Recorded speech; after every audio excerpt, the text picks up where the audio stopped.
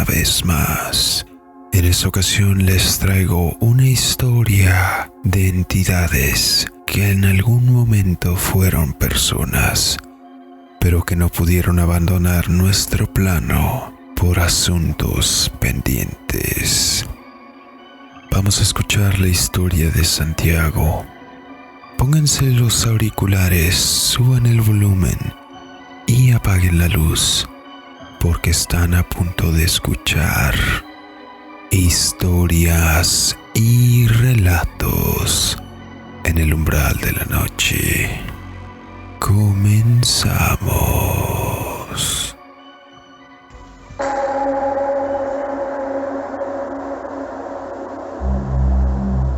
Desde pequeño fui bastante unido con el abuelo. Lo recuerdo como una persona bastante enérgica y activa.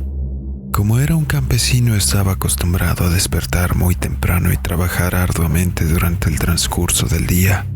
Me gustaba pasar tiempo con él, puesto que nos contaba a mis primos y a mí sobre aventuras de su infancia. A pesar de haber tenido más de 70 años cuando yo era joven, mi abuelito tenía muy buena memoria. Puede que le agregara uno que otro detalle a sus relatos, pero eran lo bastante creíbles como para no dudar de su veracidad. Toda el área del pueblo fue considerada como territorio de cruzadas cristeras, y por la gran cantidad de haciendas que hay en los pueblos aledaños, también fueron territorios que se frecuentaban bastante durante la época de la Revolución. Debido a esto, los caciques y terratenientes locales solían enterrar sus tesoros en los alrededores de las propiedades, lo que aún actualmente, según cuentan los lugareños, es que resulta bastante común llegar a ver las famosas llamaradas entre las parcelas. Les cuento esto ya que mi abuelo nos contó que cuando él era joven le tocó ver cómo uno de los terratenientes del pueblo enterraba uno de sus cofres llenos de monedas de oro.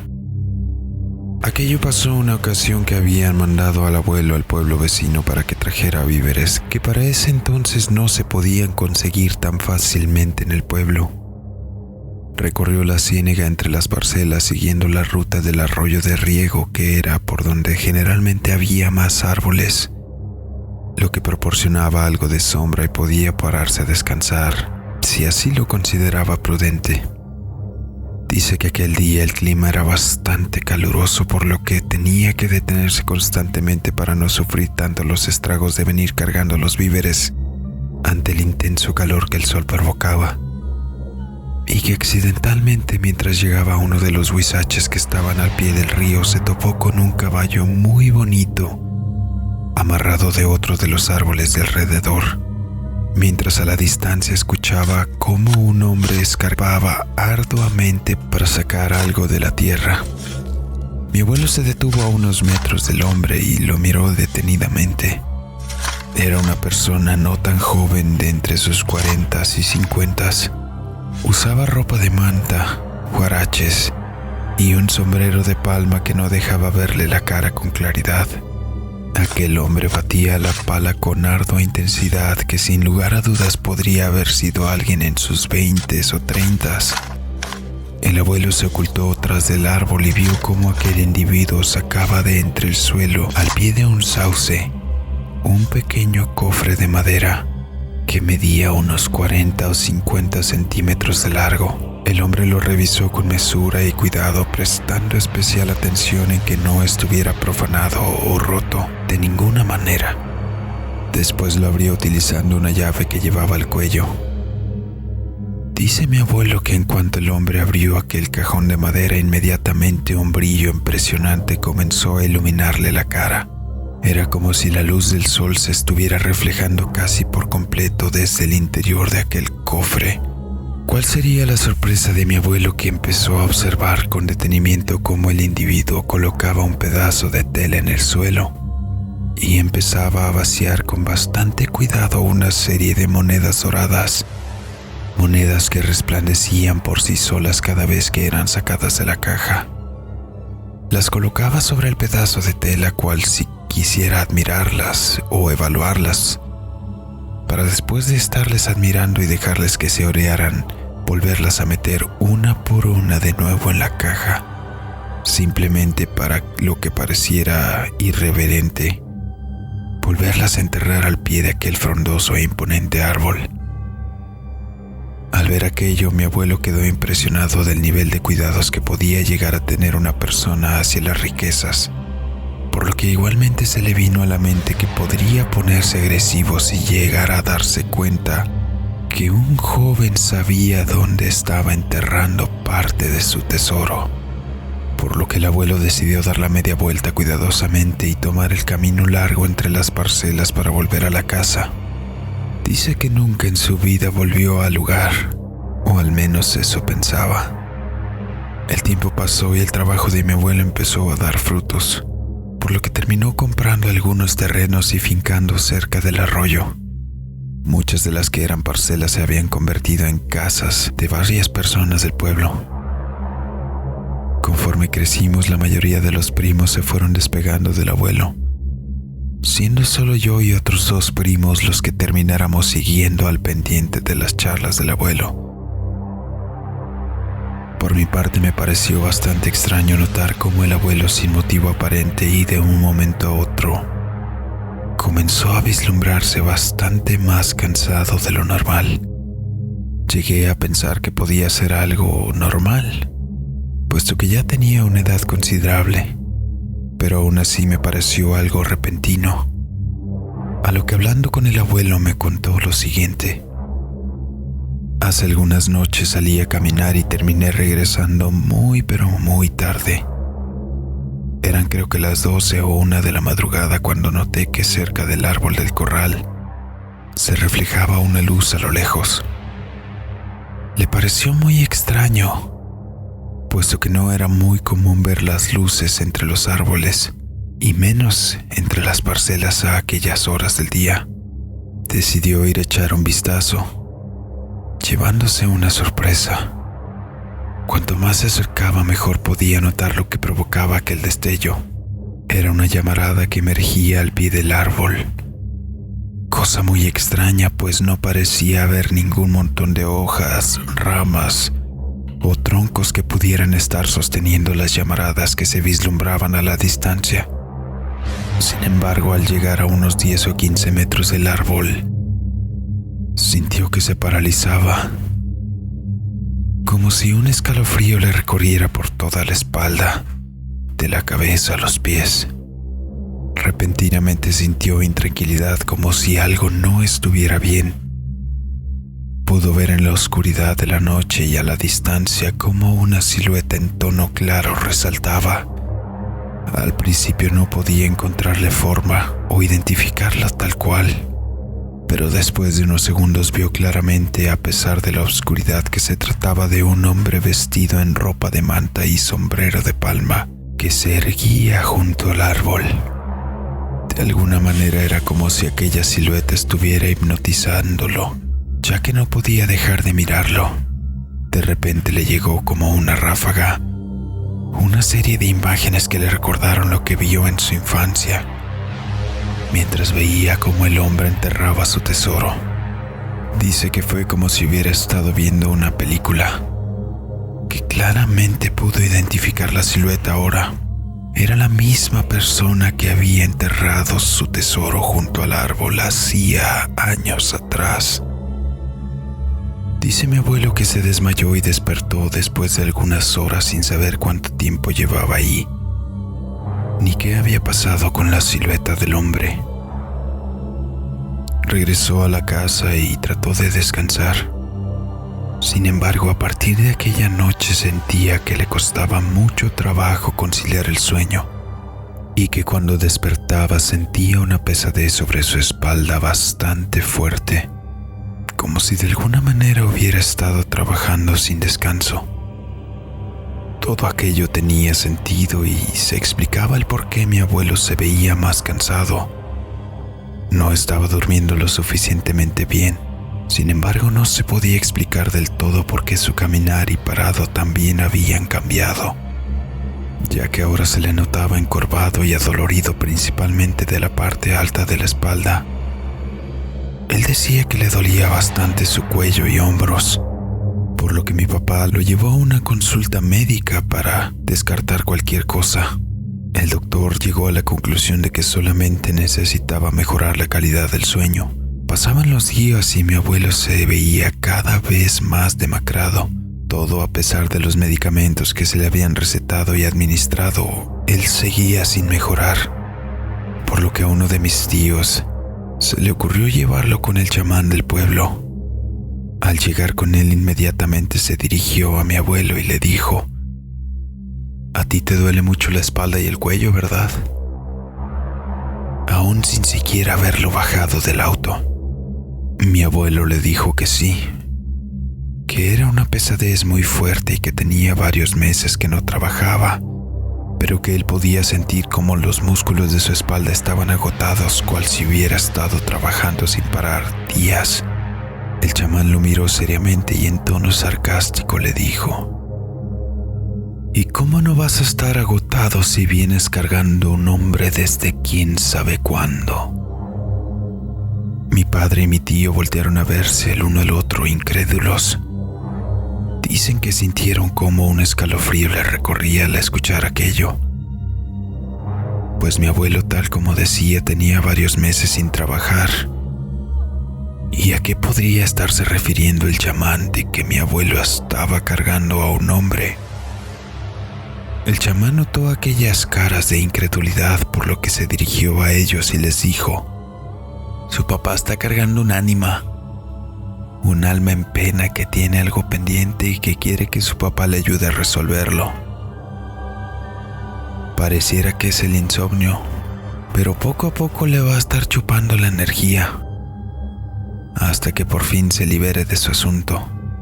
Mi padre se sobresaltó y preguntó qué podrían hacer para ayudarle. «Tienen que averiguar qué es lo que quiere y buscar la forma de ayudarle». El chamán habló un rato con mi abuelo y él le contó que todo había empezado cuando volvió a ver al hombre que en su infancia había enterrado un tesoro. Inmediatamente supo cuál era la forma más rápida de deshacerse de él. Les dijo a mi papá y a mi tío que deberíamos llegar al lugar del sepulcro del tesoro, desenterrarlo y hacerle notar que ya todo estaba en orden. Solo así podrían sacarse de encima aquella figura espectral. El chamán hizo algunos rituales al lado del abuelo y con eso lograron deducir alguna información de importancia, por lo que accedieron a trabajar junto a él para de alguna manera librar al abuelo de aquella carga espiritual que le estaba igualmente robando la energía física. Mi padre y mi tío coincidieron en que tenían que hacer algo, a lo que mi tío dijo que él y su hijo estaban dispuestos a ayudarle. Igualmente mi padre y yo estábamos ahí para apoyar al abuelo de ser necesario. Con la puesta de sol y la oscuridad de la noche, el abuelo pudo ver con claridad cómo sobre uno de los árboles que se encontraban al pie del arroyo empezaba a resplandecer una ligera flama sobre la base del árbol, a lo que el chamán, quien podía ver al individuo sobre mi abuelo, nos confirmaba que efectivamente aquella figura señalaba ese árbol sobre el arroyo. Por lo que mi tío y primo se pusieron manos a la obra e iniciaron a excavar. El sonido de las palas sobre la tierra era bastante constante y asediante. Mi tío y primo excavaban sin cesar. Parecía que lo que mi abuelo y el chamán decían solamente era una historia fantástica de un hombre senil. Hasta que de repente, después de haber estado excavando por algunas horas, un sonido distinto invadió el ambiente. Fue un golpe seco y ahogado, pero que no pudo identificar. La pala había golpeado con algo. Acercamos al abuelo al lugar, aunque después terminamos por darnos cuenta que no había sido la mejor de las ideas. Mi primo continuó golpeando, tratando de dar con las orillas de lo que sea que hubiera estado impidiendo que la pala avanzara, cuando de repente se escuchó como un trozo de madera se rompía. Una nube pestilente de lo que pareció ser un gas que venía de la tierra nos tomó por sorpresa y llegó de lleno hacia el abuelo, provocando que éste tuviera un ataque de tos, por lo que mi padre decidió que lo lleváramos a la clínica más cercana del pueblo, quedándose solamente mi tío y primo en el lugar. Llevamos al abuelo y terminó en la sala de urgencias de la clínica con una mascarilla de oxígeno por varios minutos. Se nos recomendó que no lo expusiéramos a ambientes demasiado húmedos o polvosos para evitar que el problema se pudiera llegar a agravar. Al volver dejamos al abuelo descansando en su cama y tratamos de acudir al lugar de la excavación donde se habían quedado mi tío y primo para saber si habían encontrado algo. Fue ahí cuando mi padre descubrió la verdadera cara de su hermano. Al llegar al lugar encontramos a mi tío y primos descansando sobre la puerta sospechosamente bastante lejos del lugar de la excavación. Mi padre preguntó cómo había salido todo, a lo que mi primo y tío se miraron uno al otro y fue mi tío quien, utilizando un tono sospechosamente decepcionado, dijo: "Pues ya no había nada. Por más que le escarbamos y le escarbamos, no hallamos nada". Mi padre, algo escéptico y sorprendido, les dijo: "Qué curioso que no hallara nada. Justo antes de que nos tuviéramos que ir, claramente se escuchó el sonido de una caja de madera que se quebraba por el golpe de la pala". A lo que nuevamente mi tío y primo se miraron diciendo: "No, era una raíz del árbol. Por más que le dimos y le dimos, ya no hallamos nada". Mi padre les dijo que le prestaran la pala un rato y él seguiría revisando, a lo que se negaron y dijeron que no tenía sentido, que ahí ya no había nada, que habían estado excavando en vano. Por más que mi padre trató, no pudo convencerlos de que le prestaran una pala, por lo que no pudimos echar un vistazo por el momento. A la mañana siguiente y a primera hora mi padre y yo acudimos a la excavación, donde no pudimos ver o encontrar nada relevante que no fueran montones y montones de tierra alrededor del árbol. Acudimos con el chamán para cuestionarle si por fin, ahora que había cumplido el encargo del ánima, iba a dejar en paz al abuelo, a lo que terminamos decepcionados, pues él contestó rotundamente: "No. Desgraciadamente, a pesar de que hicieron lo que él quería, parece que se aferró a su papá y no quiere dejarlo ir". Nuevamente el chamán hizo unos rituales en el lugar, pero al final la respuesta fue la misma: "Sigue con él". Mi abuelo siguió empeorando y conforme pasaba el tiempo se le veía notoriamente más cansado de lo normal. Terminó falleciendo a las 2 semanas del incidente del gas que lo llevó al hospital. Curiosamente, en ese lapso también pudimos ver cómo mi tío y primo comenzaban a hacerse con cosas de considerable valor económico. El abuelo terminó por fallecer cargando un alma en pena que tenía asuntos pendientes en nuestro mundo y que aún después de haberlos resuelto, no pudimos lograr deshacernos de él.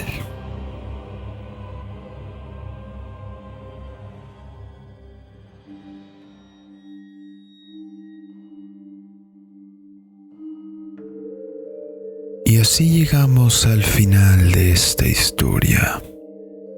Una triste realidad lo que llega a pasar cuando hay dinero de por medio entre familiares. La avaricia puede llegar a ser más poderosa que cualquier otra cosa.